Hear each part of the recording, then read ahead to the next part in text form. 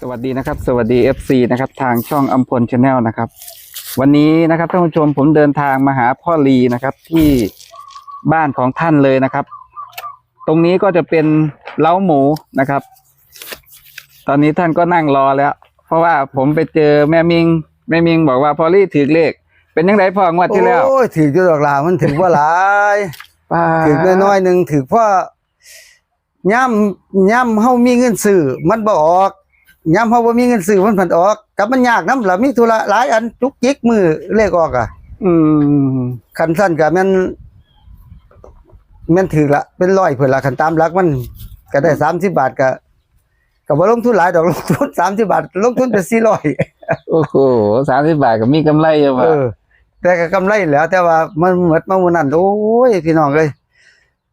บ่เป็นหยังปานใดก็บ่ออกบาดยามนั้นสิออกคักอยู่ว่าคักจนว่ามักเลขตัวเดียว46ตัวเดียวแต่ว่าเว้าถึงแต่ผู้ใดถามว่าโอ้ยเลข46คันไผบ่ซื้อ46คือบ่ได้ดอกเงินนี่ปานนั้นล่ะแต่ว่าบัดฮอดมื้อมาเจ้าของยากนำลงสีเอาเงินไป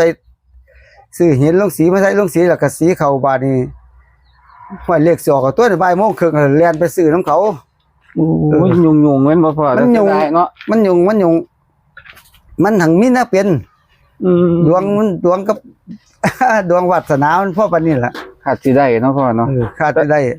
แต่ก็บ่เป็นหยังกับเขากันโอ้บ่เข้ามาโดนเหรอตั้งแต่พูดล่ะถือมาก็ถือมาบ่คักจังบ่มักจังซี่นี่มักมาเลยมักมัดเป็น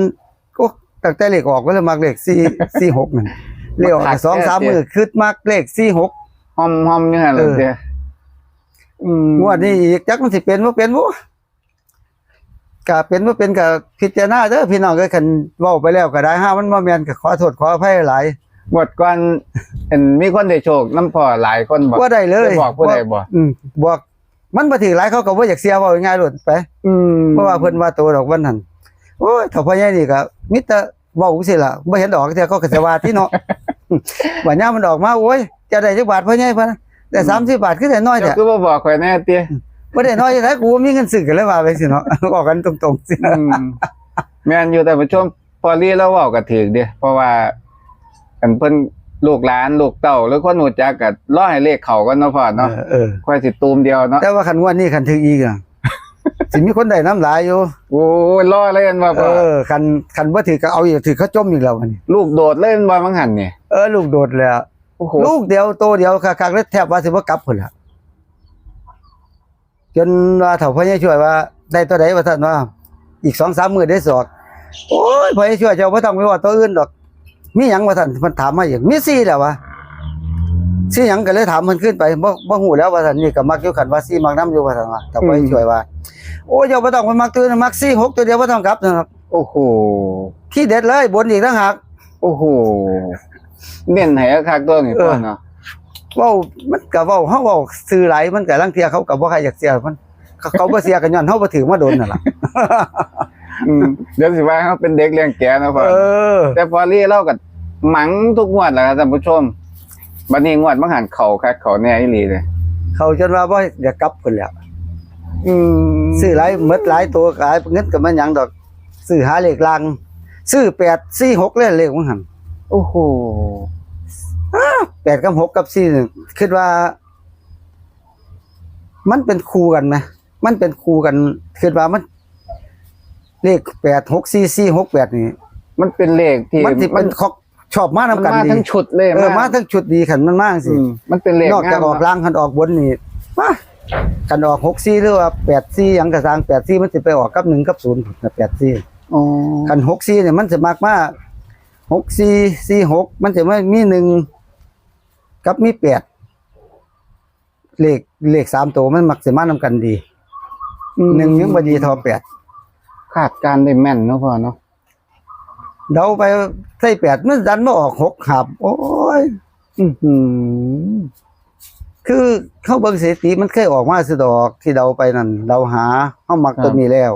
ถ้าเฮาอยากถึก3ตัวเฮาสิหาตัวใดมาใส่มันจังค่อยสิต้องหาคู่มันเคยมานำกัน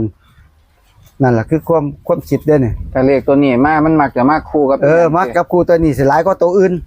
นก็มาได้คือกัน มันมาบ่ได้แต่ตัวนี้มันหักสิอยากเขามันออก3เที่ยเขาอาจสิออกแค่นึงหรือว่า3เที่ยบางตัวบ่เคยออกนํกันเลยสิก็ได้ อืม อันนี้คือนักคนมักเล่นเนาะสิเบิ่ง ครับ สถิติมาบ่เซาเที่ยเล่นเบิ่งการที่เด็กดอกตัวใดเฮาก็ต้อง อื เบิ่ง ม ต้องเบิ่งประจำเบิ่งว่ามันออกมานี่ แม่ตั้งแต่เลขเล่าเลข5น้อยพวกนี้มักออกคือกันเนี่ย เลขออกคู่ไผคู่มันดีตัว3ตัวมักเรียนนํกันดีการออก4554เนี่ยคันบ่045ก็ต้องออก145 อืม เออ นี่ล่ะ มันสิ สัง มา เกต จังสิ มั่งสิ อืม คัน86คันบ่ออก486ออก186นี่ อืม ตัวนี้ตัวหนึงอีก อยู่ในใจเลยเนาะพ่อ นี่ คือเขาจะคิดออกเลยว่า ถ้าเลข4664มามันต้องมีตัวนี้ของมัน มาตัวนี้เข้ามา โอ้คิดออกเลย คิดออกเลย อืม คัน68หรือว่า81หลักร้อยก็คัน81 68ต้องมักให้เอาอันเลข6ใส่คัน81เอา6ใส่หลักร้อย81 6ใส่คัน68เอา1ใส่มันสิวนกันอยู่พอปานนี้ให้ไปเบิ่งสถิติมันออกมาเด้อเลขนี่เลขสถิติออกมานี่เฮาสิเลี้ยงมาเบิ่งเลขออก68คันออกบนเด้อมันสิมาจังไดแม้ตั้งแต่เลขล่างเลขท้าย3ตัวหน้าหลังนี่มันยังชอบเด็กติด อืม สังเกตปานนั้นล่ะนี่คือเฮาต้องเบิ่งต้องวิเคราะห์เอาว่ามันสิเป็นบ่นี่ล่ะ คือว่าพอคาดการณ์แล้วก็ ตีตัวเลขแล้วก็เป็นเลขมากที่ชอบแล้วก็มาตรงๆนํโชคดีเนาะพ่อเนาะดีใจบ่เฮ้เลยติ โอ้ยบ่ปากเลยบ่ปากก็มันปากก็ได้ มัน เล ก็ ข ได้ อีก จุกแน่ 30 บาท เนาะ เนาะ 30 บาทเนาะ อืม แต่ว่าถึงจะ200เนาะพ่อเนาะ ปกติคันมันบ่อันยากนี่สิได้โทรไป ว่า หา เป็นพอ ไปหาอีกเจ้าหนึง เสี่ยงหนักอยู่เด้ ไปหาอีกเจ้าหนึงนี่คันมันว่าบ่อันนี่คันต่ำก็คือ100 อืม นี่ยากก็เลยมาเบิ่งให้เวลาแม่บ่ายโมงครึ่งตอนแล่นไปซื้อเดี๋ยวมันอยู่ใกล้กันเนาะเลยเปิดโลกสีไว้แล่นไปซื้อข้าวเดียว อีหยังมันก็รีบร้อนไปหมดเนาะ เออ จะติดเอาทางใดทั้งสีเขาทั้งจ่อแห้งบัดนี้ นั่นล่ะบัดนี้ก็เลยคิดพ่ออยู่ดอกก็ฮอดบ่ายโมงครึ่งแล้วเจ้าหนึงตะเก้าเขาส่งเลยก็เลยบ่โทรเจ้ามันอยู่ไกลเนี่ยบ่เลยบ่โทรคันมันโทรไปว่าบ่อันนี่ห้วยคันต่ำแล้วคือ100แล้วเผื่อๆ200 300พุ่นนี้ลังเที่ย โอ้ยมักคักตัวเดียวคักเนาะพ่อเนาะ คันยามเฮ็ดจังซั่นลังเที่ยหลายแต่มันบ่ออกบัดนี้นี่คือเหตุผลหนึงนะพี่น้อง บัดซื้อหน่อยเพันออกเด้ ย้ายวางไดหูว่าย้ายว่าเจ้าวาสนาเจ้าบ่ถึงดอก เจ้าจะเฝ้าซื้อหลายๆย้ายว่า โอ้จักแล้วย้ายห้ามันเป็นอยู่รอดแต่ว่ายามมันสิเข้ามาได้วาสนามันสิเข้ามามันบอกล่วงหน้าอยู่บอกจังซี่ก็ อื ว่าม บ่เฮ็ดหาเอาสิฮู้บ่ แม่น นั่น แต่ ล่ะ ก็ถือว่าดีเนาะพ่อเนาะ เออ อืม ย้ายเพิ่นไปซื้อเลขมาให้ลูกชายเพิ่นเนาะมันมาซื้อเลขที่เด้ฮอดยามมาให้แม่ซื้อให้ซื้อ35ซื้อ36โอ้ยซื้อหยังตัวนี้ซื้อคือบ่ซื้อ46นั้นตัวซื้อสิได้เงิน โอ้ยบอกคักเนาะพ่อเนาะ กูว่ามันบ่ออกดอกเลข36มันบ่ออกเลข36นั่นมันบ่ออกดอกงวดนี้คันดอกงวดหน้าว่าประสังก็เลยเว้าไปจังซี่ล่ะเลขคันออกบนนี่ก็อย่าลืมอีกเด้อตัวหนึง36นี่คันออกคันบ่0ก็1อีก สังเกตเด้อ036 136แต่ว่าตัวมักกันคู่คักชีวิตมันนี่036 630 มานํกันตลอด มานำกันส่วนเบิ่งเด้อให้เบิ่งว่าโลดเบิ่งแม้แต่เลขท้ายก็ออกนํกันดี อืม เลขท้ายรางวัลที่1กัน มันจะกอดกันมาเลยบ่ขาดกันเลย หมุน เนาะ 2เที่ยนี่3เที่ยนี่นั่นล่ะนี่ล่ะเฮาไปสังเกตจังซี่ล่ะเฮาจับจังซี่มาเอาเวลาเฮาได้เลขเฮามักเลขตัวนี้ถ้าว่าอยากได้2ตัว3ตัวหยังเฮาสิจับตัวใส่เฮาก็เลยว่าต้องเอาตัวนี้มาใส่คือจังหันแหล้วจับใส่8 4 6มันก็ดอก6 4 6ซะ โอ้โห คันแม่น โอ้ตรงๆเลยพ่อ คันแม่นบ่ซื้อแล้วคือมันสิออกฮอด8 4 6คั่นบ่ ผมว่ามันน่าจะว่า846เด้เพราะว่ามันเคยมานํกันตลอดที่พ่อคือเห็นตัวเลขแต่เก่าเนาะมันเป็น646โอ้น่าเสียดายเนาะพ่อเนาะ โอ้ยเสียดายเลยเลข มันห่างกันแค่2แต้ม มัน ลดไป2 แต้ม งวดนี้แก้ไหมFCเอ้ยพี่น้องเอ้ยมาพอกัน พอลี โดนๆ กำลัง พอกัน ปังเด้อบัดนี้พี่น้อง โดนพอกันเท่อนึงนี่ลองมึงเด้ออย่าฝากไปลองหลายเขาเอิ้นว่าคันมันสิแซ่บบ่แซ่บให้ซิมอย่าไปกินเลย เอาทอดละพี่ตักใส่ปากบัวๆบ่ได้เด้อหามันบ่แซ่บมามันคายออกบ่ได้เด้อ แต่มันเป็นตะกินอยู่เด้อพ่องวดนี้เพราะว่าพอกินมาก่อนมันเริ่มแซ่บแล้วแม่ กันซิมพอแต่หัวมันสิแซ่บก็จังค่อยว่ากันเด้อถ้ามันขาดอันใดก็จังค่อยปรับปรุงเอา คำว่าให้มันขาดมันปรับปรุงก็คือบางเทื่อคันบ่มักตัวบอกไปก็มักตัวขึ้นตัวลงแต้มหน้าแต้มหลังก็เด้อก็คือนี่เว้านี่เรื่องเลขมักเด้เลขออกว่างวดนี้ว่า4ติดอีกกับ6ติดอีก อันนี้คือมักเด้นี่ ครับ สูตรเดาคิดเอาเลยแต่ว่ามันเดาคำนวณได้นี่ โอ้ ว่ามันเดา ถ้าเดาแม่นจังซี่เดาเลยพ่อ ว่ามันเดาคำนวณ ต เดา รงๆคักๆปานเนี่ย เดาคิดว่างวดนี้4มันอยู่หลัก10คิดว่า4ต้องมาอยู่หลักหน่วย คิดเด้นี่ ครับ นั่นคือความคิด4งวดนี้คันมันมาอยู่หลักหน่วยคิดว่าบ่เก็ด4ก็เก้า4 โอ้โหได้ยินชัดป่ะท่านผู้ชม คันมันบ่อยู่หลักหน่วยคันมันไปอยู่หลักอื่นติอยู่หลักอื่นนี่ก็อยู่หลักร้อยเท่านั้นแหล้ว แค่นั้น เท่านั้นบาทนี้คันหลักร้อยก็คันหลักร้อยสิเอาเจ้าใดไปใส่บัดนี้โตคู่กันเด้อโตออกวังหันละโตซื้อวังหันเมื่อโตออกวังหันโตซื้อวังหันงวดแล้วมัน8ซื้องวดนี้ซื้อ864 468 อ๋อถ้า3ตัวคือ468 468งวดนี้สิกลับได้เลขเสียวโตซื้อวังหันกลับขึ้นได้บัดนี้เสียว468 2ตัวก็คืออีหยังก็พ่อ 2ตัวนี่คือเอาง่ายว่า2ตัวคันเฮาบ่มัก68กับ74 94นี่ ก็ ตั คื ว อ468 468 2ตัวคือ94 94ก็74 74อ๋อ คือเลขอัน68นี่คือก็บ่ฮู้ดอกว่ามันสิออกหยังแต่ว่ามักบนมักข้างเทิงบ่มักข้างใต้แต่ว่ามันสิออกหยังก็บ่ฮู้เด้ออย่าไปอันนี้เดาหาเด้อ อืม ไอ้หมู่ที่เก็บซี่นี่ว่าเพิ่นเก็บซี่นี่คิดว่ามักทางใต้เลขใต้นี่สิมีมักอยู่2ตัวมีเก็บซี่กับ08คันมี0ต้องซื้อ08คันผู้ใดว่ามักเลขมี0เด้อมันสิหลายตัวเนี่ยก็ย้อน บ่เป็นหยัง ตัว พ่อเว้าไปเลยแล้วก็ค่อยสรุปตัวเลขให้สุดท้าย คือคันมันอยู่ข้างใต้นี่คิดว่ามันบ่เก็บซี่คันนี้เก็บซี่ไปก็คือมัน08เป็นไหนเป็นแต่คิดว่ามันสิเป็นตาเป็นได้บ่ ก็คือพอลี่ให้ตัวเลขแนวทางวันนี้3ตัวก็คือ468 468 2ตัวก็คือ94กับ74 เก็บซี่ แล้วก็มี08มานำ 08ตัวกัน ก็เลขนิดเดียวเองเลยพ่อตัวกัน มันกันนี่08บ่ต้องกลับก็ได้คันมันบอกง่ายๆว่าคันมันจะออก08นี่คือมันออกข้างใต้โลดคันออกข้างใต้นี่เป็นได้ก็บ่ออก80 อืม คันออกบนนี่ก็มีส่วนหนึ่งคือกันนะครับ80แต่ว่าข้างใต้นี่คิดว่าคันออกนี่ออก08บ่ออกเลยล่ะ80นี่ อืม ส่วนมากมันสิเป็นจังซั่นนี่คือเบิ่งสถิติไล่มา คือพ่อคิดว่าตำมักเลขตัวนี้มันต้องมีตัวนี้ติดมาแน่นอน มันเป็นจังซั่น มันจะมาคู่กันตลอด มันฝันจังซี่กว่าสิว่ามี08นี่สิบอกความฝันให้ฟังเด้อ ครับ ฝันที่แรกฝันว่าไปกรุงเทพพุ่นไปกรุงเทพรถเมล์เขาว่าเขาเซาให้รถเมล์แล่นหมดทุกสายพุ่นนะตายไปนั่งกินข้าวอยู่นำเขาบัดกินข้าวแล้วเขาว่า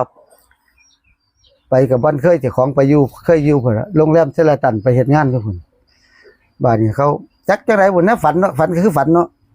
เขาพาไปว่านแหพุ่นนะไปว่านแหนี่ไปเห็นเขาว่านกับเขาว่ามีอยู่ป่ามันเป็นสระน้อยๆเรื่องปลาหยางก็เลยไปว่านแหไปว่านก็ว่านบ่ออกหลายดอกว่านบ่ว่านแห้งมันสามันน้อยมันสิทับแหกันบ้านนี้ว่านลงไปถึกตะปลานิล จับขึ้นมา2ตัวนี่ปลานี้2ตัวนี่งามตัวบ่ใหญ่ดอกตัวประมาณจัก3ตัวโลนี่ล่ะบ่เป็นบาทเป็นแผล บาดนี้โยนขึ้นโคกไว้แล้วบาดนี้จับขึ้นมาอีกบาดนี้ปลานิ้นนั่นมันสิเป็นบาดมันสิเป็นหูบช่องเปี้ยๆอยู่หม่องใส่บือมันแหมหม่องสะดือมันหม่องมันกี่มันเหี่ยวมันออกมานั่นแหละอยู่ทางท้องมันเป็นสุโตอะยะสิเอาบ่เอานอปลานี่วะ มันกินได้บ่มันเป็นโรคบ่ติ มันปลาเป็นโรคกูสิเอาบ่นอว่าเป็นโรคเก่าดอกซั่นเด้บัดนี้เอาไว้ก่อนกูบ่กินกูค่อยสิเอาไปถิ่มที่หลังซั่นนี่ปลาตองตัวนึงก็ว่าเก็บค่าศอกนี่ตอนนั้นกูว่ากูบ่ได้เบิ่งมันคือบ่เป็นโรคบัดกูมาเบิ่งมันคือเป็นโรคก็เลยเอาปลาตองนั่นถิ่มบัดนี้ปลานิ่นก็เลยเอาไว้เอาถิ่มหมดล่ะเอาบ่เอาดอกเอาแล้วเอาตะมูโตมันดีดอกก็เลยวางสิก็เลยมาตีว่าคิดว่าปลานี่มันสิเป็นแปดเดาเนาะบาดมันนี่มันสิเป็นปลาเป็นบาดเป็นแผลเป็นป่วยเป็นไข้ก็เลยตีว่าศูนย์ไปซั่นอันปลาตายมันก็เป็นปลาตายนั่นเท่านั้นล่ะที่มา08อันนี้ฝันมื้อก่อนสิแกล้งวังตี 3มื้อเช้ามานี่ตี 4มานี่ล่าสุดเลยพ่อก็เลยเป็นตัวกันไว้ตัวกันไว้ข้างล่างซั่นเด้ โอ้โหเหตุผลชัดเจนเลยนะครับท่านผู้ชมปลาตายเกี่ยวกับปลาน้ำปลากับเป็นโรคให้เห็นน้ำ2ตัวแรกเอาขึ้นจากแหนั่นแสดงว่า2ตัวแรกมันบ่เป็นบาดเป็นแผลงามปลากับ8อยู่แล้วนะปลากับ8ที่เราก็เลยอันทีมาก็คือ68น่ะว่าจังซี่ไปคนมากัน68เอา4ใส่กันว่ามันบ่มา68กันมัน4มันลบจากกันโตนี่ไปคือบ้านเป็น94คันมาบนเด้อนี่คิดว่าเดานี่แหละเดาหาเดาถือก็ดีไป โอ้ถือว่าเลขพ่อให้งวดนี้งามนะแล้วก็มีความเป็นไปได้สูงนะครับก็คือเลข3ตัวที่พอลี่ให้ก็คือ468นะครับแล้วก็94สำหรับ2ตัวนะครับ94 74แล้วก็พอลี่มีตกกันให้เพราะว่าฝันเลขบางคืนนี่08 08นะ08คักๆเลยนะครับท่านผู้ชมนั่นล่ะพิจารณาเด้อพี่น้องเอ้ยคันบ่เป็นตานี่บ่ทันนี่ก็คันอยากลองนิดๆน้อยๆเบิ่งคันนั่นก็คันมันถือใจโอ้ยเว้าถือใจแท้พ่อใหญ่นี่งั้นนั่นเจ้าบ่เว้าข่อยก็สิเอาอีเด้อว่าซั่นก็อันนี้เรื่องค่อยว่ากันอีกเทื่อนึงเด้อมันคือถือเลขมากกะแท้ว่าสิทุ่มอยู่แล้วมาได้ยินพ่อเว้าว่ามักกว่าเก่าอีกบัดนี้เพิ่นก็ว่าตามเพิ่นให้กันมาเพิ่นก็ว่ามันเป็นแนวทางเฮาก็ว่าเป็นอันนี้ว่าแนวทางก็แม่นให้คอยคิดว่าทุกอย่างมันมีขอคิดว่ามันทุกคนขันมักแนวมื้อนี้มันก็ต้องมีฝันหรือว่ามีเลขนี่เบิ่งในดวงใจของเจ้าของแล้วว่ามันกันเล่นเลขว่าเซามันสิฮู้ว่าเลขออกจังซี่มันสิมักจังไดเฮาสิไปจังไดมันสิขึ้นแต้มจังไดเฮาอันนี้ว่ามันสูตรคำนวณแต่เฮาบ่ได้เอาสมมุติมาเขียนคำนวณเขาเรียกว่ามันเป็นความรู้สึกมันเป็นองค์ร่วมเป็นเรื่องเป็นเล่ามาถึงได้เลขตัวนี้เนาะเป็นความคิดของเฮามาเองคิดเอาเองเลยคิดว่ามันออกตัวนี้อยู่ท้ายตัวนี้อยู่หลัก10หลักหน่วยหลักร้อยมันน่าสิไปจังซี่นะจังได๋ก็มาแบบนี้แท้นั่นแหละก็คือคิดไปจังซั่นบ่ได้เอาสมุดปากกามาคือจังอันระดับเป็นอาจารย์เพิ่นอันได้มาเรียงเลขสูตร1สูตร2ดอกอันนี้บ่มีสูตรเด้อสูตรสมองในคิดเอาว่าเดาเอาเดาถือก็ดีไปเด้อพี่น้องเด้อเดาผิดก็อย่าจม กันห้ามันโศกบุญมาวาสนามีออกพรรษานี่ห่วยมีบุญวาสนาก็สิได้เงินซอยออกพรรษาออกเฮ็ดบุญกฐินตัวบุญกฐินอยู่บ้านเนาะพ่อเนาะใครอยากเฮ็ดบุญกฐินก็ซอยบุญกฐินเพิ่นก็ไปอันนี้ก็คือกันล่ะกันมันออก468นี่ห้วยบ่มีก็เจอว่าสิหาซื้ออยู่นั่นล่ะให้มันได้จัก10จัก20อยู่นั่นล่ะช่วงนี้สังเกตเบิ่งตัวเลขมันจะวนออกกับตัวเก่านะพ่อตัวเก่า6มันสิบ่ใครอยากหนีนำบ่ล่างก็อยู่บนเก่าเป็น6อยู่จังซี่แหมกลับหัวกลับหางอยู่กลับหัวกลับหาง4ก็วนอยู่พอบัดนี้กอดกันติดต้อนๆไปตลอดเลขวนไปวนมาอยู่นี่อันนี้พอลี่ก็ให้เป็นแนวทางนะครับท่านผู้ชมนะครับเพราะว่างวดที่แล้วเราคิดว่าเลขตัวนี้แล้วก็มักก็ออกตรงๆเลยคือ46วันนี้ช่องอำพลก็มาตามให้ FC ได้เบิ่งเป็นแนวทางได้เบิ่งที่มาที่ไปของตัวเลขของพอลี่เบิ่งก่อนก็ได้นะครับท่านผู้ชมบ่แม่น อย่าเพิ่งตัดสินใจนะพ่อเนาะ โอ้ยจะว่าตัดสินใจกับให้อยู่กับเจ้าของเด้อ แม่น อย่าสามารถอยู่กับอำพลจะมาอยู่กับพอลี แม่น ให้ว่ากูเองให้วางสลด อืม กูมักออกบ่ออกกูก็สิเอา ตัวนี้ล่ะ อันนี้เราสู้กันฟังเนาะพ่อ เว้ากันฟังว่ามันเคยมาจังซั่นเคยเป็นจังซี่ ตามที่พ่อคาดการณ์มันมาก เออ ตรงๆอีหลีบัดนี้ นั่นล่ะให้ตัดสินใจด้วยตัวเองว่า คิดว่าถูกความพอใจแล้วงานนี้ว่าซั่นจังซั่นล่ะคันสิลงเฮ็ดอีหยังก็เฮาก็ต้องตัดสินใจให้มันแน่วแน่ว่าผิดก็ให้มันผิด ติดคุกก็ติดแล้วว่าซั่นกูมั่นใจว่ามันสิบ่ติดแล้วคุกก็เฮ็ดไปแล้วมันติดก็สร้างมัน ตัดสินใจ เพราะว่า แล้ว พร้อมเลยเด้ตัดสินใจแล้วเด้ อีหยังจะเกิดก็เกิดไป เกิดก็เกิดแล้วว่าสลดแล้วนี่คือ แม่น มันต้องมีการเด็ดขาดนำกันว่าซั่นมันบ่เฮ็ดงานบ่เด็ดขาดนี่มันลำบากมันหลายอย่างแบบ มัน ว่า จะเกิดหยังเกิดมันสิผิดพลาดก็คือเฮาตัดสินใจแล้ว ตัดสินใจแล้ว มันผิดงวดนี้เฮาแก้ใหม่จังซี่ แม่น คือ ต้องเด็ด ว่า ขาดไปเลย เฮาก็คิดว่าเฮาตัดสินใจถูกแล้วเนี่ยเฮาตัดเฮ็ดไปแล้วมันผิดเฮาก็หาวิธีแก้เอาติ แก้แบบใดก็อันนั้นยังค่อยพิจารณาในเจ้าของว่าเอาแก้ไหม ครับ ของทุกอย่างนี่คันเฮ็ดผิดแล้วยอมรับผิดมันก็แก้ได้ แม่นอย่าเพึ่งท้อ อย่าเพึ่งท้อ อย่าเพึ่งหมดหวังเนาะ อย่า พ่อ เพึ่งหม เนาะ ดหวังขี้บ่สิ้นความหวังนี่ก็ต้องดิ้นไปเรื่อย ยังมีลมหายใจ ๆ อยู่ มีลมหายใจสู่ไป ผู้เว้าอยู่มื้อนี้ก็คือกันน่ะมันธรรมดาเด้อพี่น้องเอ้ย บ่ว่าแต่พ่อแล้วผมก็สู้คือกัน ต่างคนต่างสู้ เกิดมาเพื่อสู่ แม่น ชีวิตของเฮามันเป็นมาตั้งแต่มื้อเกิดพุ่นล่ะปรากฏว่า ผู้เพิ่นมีก็เพิ่นเกิดมานํกองเงินกองทองอันนั้น เป็นบุญของเพิ่นเนาะ เพิ่นก็มีบุญวาสนาเพิ่นจังซั่นเนาะเฮาก็มีบุญวาสนาแค่ได้เป็นคนก็ดีอยู่ละ แม่นแขนขาครบเนาะพ่อ เอ เนาะ อ บ่พิกงพิการก็ถือว่าคำว่ามีเงินบ่ได้หมายความว่าจะมีความสุขเสมอไปเด้อครับเฮาเห็นเพิ่นอยู่บ้านหลังใหญ่ๆนี่เพิ่นทะเลาะกันทุกมื้อก็มีไผไปฮู้นำเพิ่นเนาะ อันนี้มันบ่ได้อยู่บ่หันเด้อบ่ได้อยู่นํเงินหลายเฮียนใหญ่ บางคนมีเงินเป็น10ล้าน20ล้านแต่ว่านอนติดเตียงอยู่แม่พ่อ เออ ขับรถก็บ่ได้กินก็ยากจัง นั่น ซี่ ล่ะ จริงๆแล้วชีวิตเฮาวันนี้นี่ กินให้อิ่มนอนให้หลับมีความสุขกับคนรอบข้างแล้วให้กำลังใจซึ่งกันและกัน นั่นคือ มันก็มีแค่นี้เนาะพ่อเนาะ เกิดเป็นคนมันอย่าไปคิด เอาแนวมันบ่ดีเข้ามาใส่สมองคำว่าแนวบ่ดีคือแนวมันอย่าไปสร้างคิดว่าบ่มีอย่าไปลัก ไปปุ่นไปจี้แนวนั้นบ่ดีเฮาบ่มีเงินเฮาก็บ่ต้องเอาหลายบ่มีก็บ่ต้องซื้อนั่งเบิ่งฟังเบิ่ง ครับ กันว่ามันนี่ก็อย่าไปทอดยืมเงินกู้เงินมาซื้อเถาะมันบ่ดี เท่าที่เฮาเฮ็ดได้เด้อพี่น้องเด้อ ครับ กันใดก็ขอให้เป็นยังบุญยังคุณ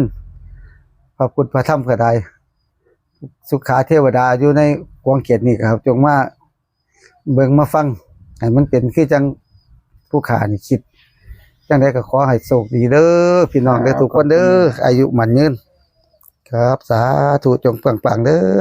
สุขาเทวดาเอ้ยคุ้มครองสาธุ สาธุให้พ่อโชคดีอีกเด้องวันนี้1ตุลา68